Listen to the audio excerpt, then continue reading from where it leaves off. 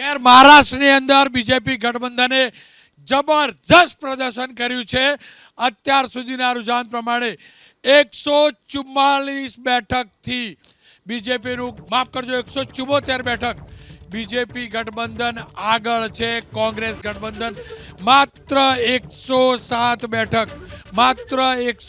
બેઠક ઉપર. અને સિંધે માટે મોટા સમાચાર એ છે કે બીજા નંબરની પાર્ટી મહારાષ્ટ્ર વિધાનસભામાં અત્યાર સુધીના રૂઝાન પ્રમાણે મુખ્યમંત્રી સિંધેની પાર્ટી છે.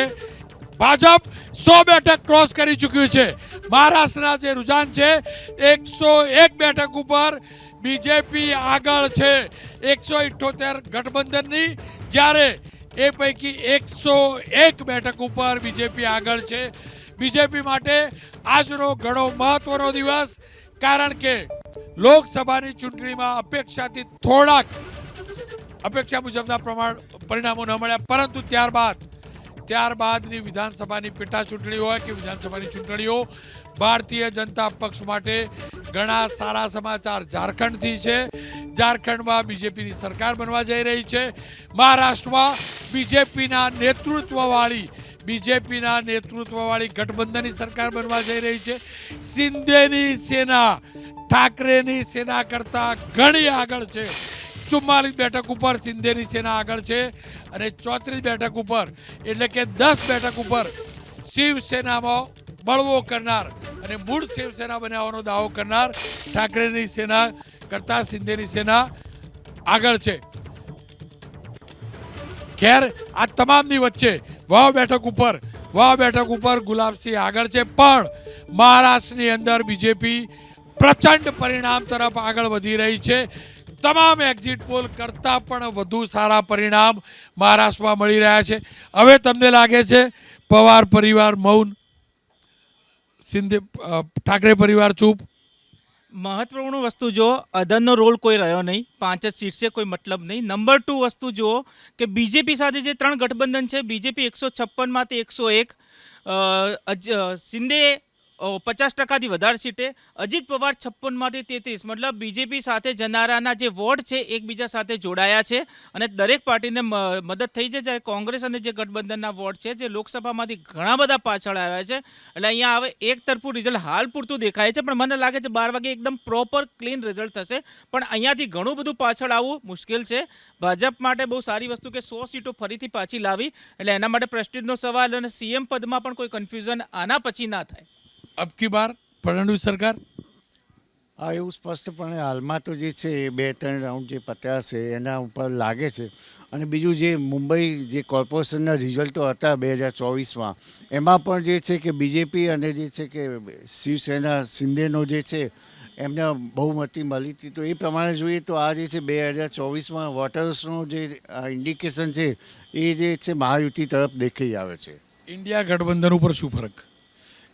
ઇન્ડિયા ગઠબંધન ઉપર કોઈ ફરક નહીં પડે, કારણ કે તમે અત્યારે જે ઇન્ડિયા ગઠબંધનની વાત આપણે જે લોકસભા ઇલેક્શનમાં જોઈ હતી એ 3 મહિનાની અંદર જ ઝારખંડની અંદર છે ને અસ્તિત્વ નથી ધરાવી. ઝારખંડની અંદર એક મારા માટે બહુ જ શોકિંગ પરિસ્થિતિ એટલા માટે હતી 2019ની અંદર કે ભારતીય જનતા પાર્ટીના 33% વોટ સાથે એમને છે ને માત્ર 25 સીટો મળી હતી અને જેએમએમને જે છે ને એ વખતે ફક્ત ને ફક્ત 18% વોટ મળ્યા હતા અને 30 સીટો લઈ આવ્યા હતા.